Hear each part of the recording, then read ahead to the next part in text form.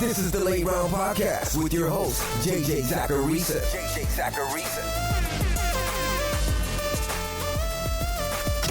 What's up, everyone? It's JJ Zacharisa, the editor-in-chief at FanDuel and at numberfire.com, and this is episode 394 of the Late Round Podcast, one of many shows that are part of the FanDuel Podcast Network. Thanks for tuning in. Before getting into this week's questions, I've got some exciting news. For years, NumberFire's premium subscription service has provided users with expert analysis, survivor pool tools, and most importantly, the Fantasy Football Draft Kit. And that was all for up to $49.99 a month. Now, as a way of saying thank you to the community for years of support, NumberFire is rolling out a new premium package for just $9.99 per month that will provide you with all of the sports betting and daily fantasy tools that you need year-round. And the best part is, that expert analysis, those survivor tools, and yes, even the draft kit, they're all now free. That means you can get the NumberFire algorithm's rankings for your fantasy football draft for free, and you can also get my rankings by heading to numberfire.com. So go to numberfire.com, check out the new and improved site, and take advantage of the new premium package. The first question this week is from Twitter. It's from @BKellner. How much do your ranks typically change based on preseason games? With no preseason this year, what will you do differently? One thing we typically can understand a little bit better from the preseason, aside from whether or not a player looks the part, is just general usage. If a guy is playing a lot with the first team when we thought that he was a second teamer or second stringer, or if a running back rotation becomes a little bit clearer, then that can change rankings. But like most things in fantasy football, it's important that we don't overdo things. I never really watched the preseason and drastically changed the way that I viewed a player. So while it's a deal, this change in not having a preseason is some sort of deal. I don't think it's the biggest deal in the world regarding how we should view and evaluate players. It just means we'll have to be extra careful when reading what teams are saying and what's being reported. The next question is from @TheIDPGuy. When evaluating Julian Edelman for 2020, what are you most considering? Cam Newton's past production with slot receivers or the Patriots' history with them? And then I also got one from @Sid44356366. And it asked, Julian Edelman was the wide receiver 8 last season. All of a sudden, he's available in the 7th round. Now, in no way is Cam Newton comparable to Tom Brady, but should he fall this far? He kind of looks like a steal to me. What are your thoughts on this? So I guess I got to talk about Julian Edelman. He was the wide receiver 7 overall last year in PPR formats, and then he was the wide receiver 9 on a points per game basis, unless you include Antonio Brown, and then he was the wide receiver 10. What we know about Edelman and how he's been used historically in this Patriots offense is that he's been a high volume receiver with a low average depth of target who also doesn't get targeted in the end zone a lot. Edelman hasn't had a single season with double-digit end zone targets when 14 different wide receivers hit that mark just last year. That combination is essentially telling you that he needs volume to thrive, or to really outperform his ADP. It's unlikely that Edelman is going to play a different type of role in that Patriots offense. So we need that volume because we know he's likely not going to elevate his fantasy production with crazy high yardage totals or a crazy high touchdown total. So his current ADP of wide receiver 34 doesn't seem that absurd to me.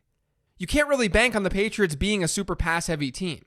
And then you can't necessarily bank on Cam Newton targeting Edelman and giving Edelman the same type of target share that we saw historically with Tom Brady. And then on top of that, the wide receiver position is just really competitive. Not in New England, but the whole wide receiver position in fantasy football. Can I make a case for Edelman to be a few spots above where he's being drafted? Sure. But I can also make the case that Deontay Johnson, who's being drafted below him, has way more upside. Or that Marvin Jones, who's also being drafted below him, that he does too. Edelman's a fairly safe option to meet ADP, or at least get close to it. But you have to be concerned about where his ceiling comes from, given all the question marks in that offense and the fact that his fantasy football worth, his value, it's tied directly to volume even more so than other wide receivers. And with a new quarterback, we don't know exactly what that volume is going to look like. So it's just a combination of all of the above. The best word to describe Julian Edelman this year is that he's fine. The next question is from @44Keegan. If you're in a Superflex league with people who have never played Superflex, how can you get them to see the value that quarterbacks hold compared to other positions? Most of the other players do not see how valuable quarterbacks are, especially since it's a 6-point per touchdown pass league. Well, first off, make sure that you're not overrating what happens in a league where your quarterbacks get 6 points per touchdown pass. If you listen back to episode 250, I talk about that. But second, I'm not sure that this should really matter. If you value a position or players in a different way than your league mates do, and you feel good that your evaluation is smarter and it's better than your league mates, then you should be exploiting that. But to go along with that episode on 6 points per touchdown pass, it's not a bad idea to also listen to my Superflex strategy podcast that I did a while back, which is episode 139. Even though that show was done a while ago, the concepts are still valid for drafts that are happening this year. This next question is from @MaxNPalmer. It seems like the OBJ discount this year is too good to pass up. Offense should be better, and he obviously has wide receiver 1 overall upside. What are your thoughts? I think OBJ is a decent target, but I'm not sure he's too good to pass up. Last year did happen. He had that injury, but he was outperformed by his teammate Jarvis Landry. And we could realistically see more of a run-heavy offense with Kevin Stefanski in town, which wouldn't help OBJ's volume either. Those are some of the cons. Obviously, the pros are that he's Odell Beckham and he's still a lock to see a pretty high target share in that offense. But you have to look at the cost in getting OBJ. Who are you passing up on? Right now, it's Amari Cooper, Juju Smith-Schuster, and Adam Thielen. You can make similar upside arguments for each of those 3 wide receivers.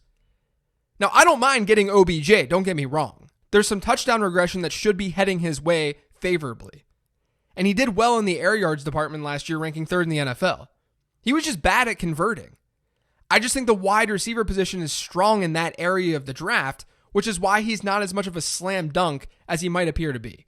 There's still some risk, even though he's so talented. So I think that he's properly priced. This next question is from @C_green_17. Which wide receivers do you most prefer in the second tier after the big 5 are gone? E.g., Robinson, Golladay, Thielen, OBJ, Juju, DJ Moore, Cooper, if you assume approximately the same cost. Well, since I plugged my rankings at Number Fire at the top of this episode, I'll look at my rankings and I'll tell you where I've got those guys ranked. And right now, it's Golladay, Moore, Thielen, Robinson, OBJ, Cooper, and then Juju. At a high level, I like Golladay the most of that group because of the potential upside if we see an increase in target share for Kenny Golladay. He's one of the few players who should be able to maintain a high touchdown total given the way that they use him and how frequently he's targeted in the end zone. But what happens if he sees a 2 or 3% boost in target share? That's the intrigue with Kenny Golladay. I've got him, Moore, and Thielen essentially back to back to back. Thielen's volume upside is awesome. And DJ Moore has just had a really special start to his career. He's an easy buy even with all the changes in Carolina. Robinson has proven to be effective regardless of quarterback play, and I already talked through OBJ, and then with Amari Cooper, I tend to just prefer to draft Michael Gallup at his price instead.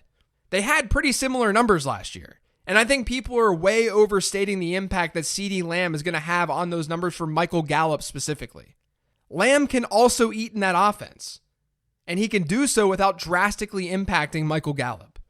And then lastly, with Juju, it's just the unknowns. He was not good last year. Regardless of the quarterbacks and his health, he was not good.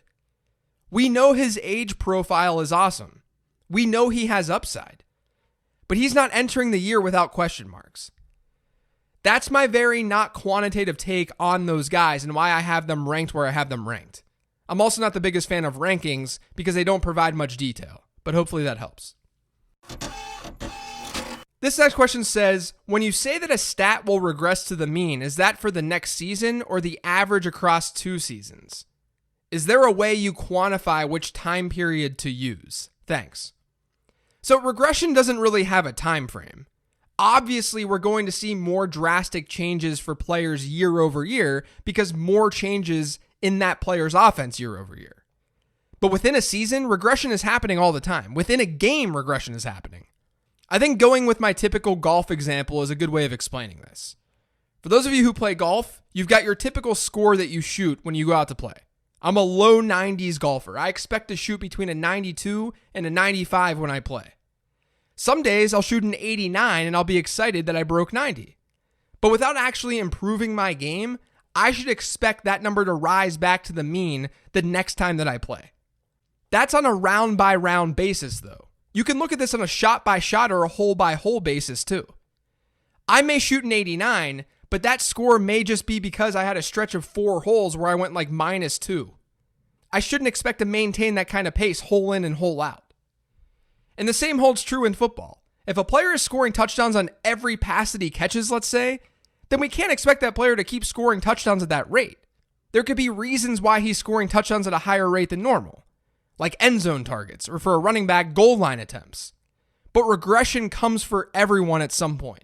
So there's no time frame for spotting regression. It's always in play. We just talk about it on a game-by-game and a season-by-season basis because that's when we need to make decisions in fantasy football. This next question is from @TheGreatBuddha. In your auction draft strategy episode, you talked about adjusting auction values depending on the available funds. Can you expand on that? I've seen some places say to just multiply everything by the difference factor, but auction drafts never seem to be that linear. Yeah, auction drafts are not linear, which is what I talked about on that episode. But I think this is a fair point. I think that you can still use very basic math as a baseline, though. Like, for example, if Christian McCaffrey in a 12-team league goes for $60 of a possible $200 budget, that means he's going for $60 of a possible $2,400 across the league. So he's 2.5% of the league's budget. So hypothetically, in a 14-team league, that 2.5% means $70. If you want to just up that number then, I think that's fine. It actually plays into what I talked about on that show, that you should be upping the baseline value for the higher end players. But that's the way that you can change the auction values based on your league size. This next question is from @efantasy_cola. Love the show. Thanks. Are we putting too much stock into the Packers not adding a legit wide receiver too? Adams had just 17.3 PPR points per game last year, which was wide receiver 8.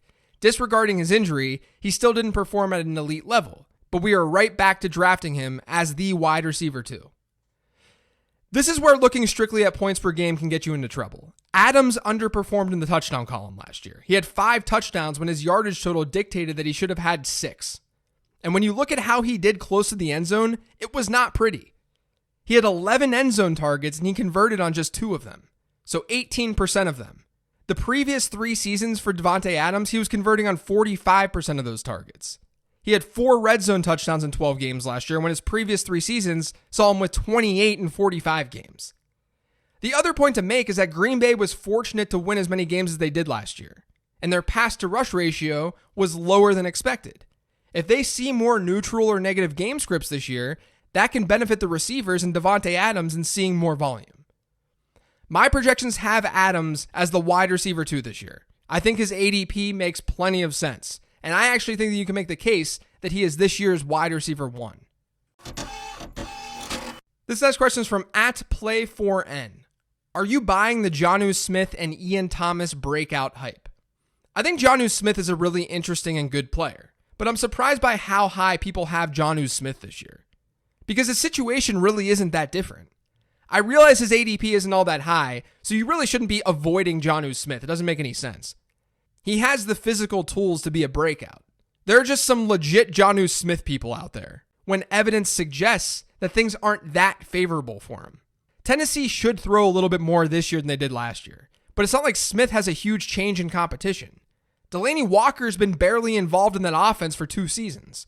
And even when you look at Smith's splits last year without Walker, which was week 8 through the end of the year, and this is when Smith's snap share did rise a little bit, but he averaged 8.7 PPR points per game over that stretch, and that was with the brilliant efficiency from Ryan Tannehill. The favorable side for Jonnu is that the only player to have confidence in that offense to see a high target share is A.J. Brown, whereas with Ian Thomas, you've got at the very least Christian McCaffrey and DJ Moore. But the Panthers have a chance to be really pass-heavy this year with their new staff and the fact that that defense is going to be terrible. It could easily be the worst defense in the league. And that means that Thomas could just fall into a lower-end tight end 1 season. Now, I don't mind either guy. I think if you're playing in best ball leagues, you're playing in a lot of different leagues, you can target those players. And I'm cool with you getting them as your second tight end in a deeper format. But they're not my favorite late-round tight end targets because there's some obvious roadblocks in their way. The last question this week is from @Josh Ursley. It says, even as the rushing leader last year, why is Derrick Henry not being drafted as such? Derrick Henry's a freak, and he's likely to outpace expected touchdowns each season because he's a freak. But despite leading the league in rushing last year, he was the RB4 in PPR points per game, ranking behind CMC, Dalvin Cook, and Aaron Jones. That means Ezekiel Elliott, Saquon Barkley, and Alvin Kamara, each of them ranked behind Derrick Henry last year in points per game. Zeke was only 0.1 points off, so it's not hard to understand why people are ranking him ahead of Derrick Henry this year. But Barkley and Kamara were injured and they underperformed. It's not hard to envision the two of them being ahead of Henry this year too. So there's CMC, there's Saquon, there's Kamara, and there's Zeke. The only other running back that's ranked ahead of Derrick Henry in ADP over the last month is Dalvin Cook, a player who was better than Henry in points per game last year. Henry's the RB6. So to your question, I'm not really sure Derrick Henry isn't being drafted as the league's leading rusher. It's more so the recognition that the Titans' offense isn't going to be as efficient as they were last year at scoring touchdowns, that Henry still only saw 24 targets last year, and to that touchdown efficiency point, Derrick Henry sucks when he doesn't score. There's a scary, scary floor involved each week that he doesn't find the end zone. He just happens to score a lot. But my buddy Rich Rebar from Sharp Football Analysis, he made note of this, and it's kind of mind-blowing. Get ready for this. Derrick Henry has never ranked as an RB2 or better in weekly scoring when he hasn't scored a touchdown. Those touchdowns have been there the last 2 years, especially last year. But people rightfully shouldn't expect 16 rushing touchdowns and 2 receiving touchdowns from Derrick Henry year in and year out. Unless Henry improves on his pass catching numbers, he shouldn't be drafted higher than he's currently being drafted. That's going to do it for today's show. Thanks to all of you for listening. If you've yet subscribed to the Late Round Podcast, make sure you are by searching for it pretty much anywhere podcasts can be found. And don't forget to follow me on Twitter at LateRoundQB. Thanks everyone. Stay safe. Enjoy your weekend. And I'll talk to you next week.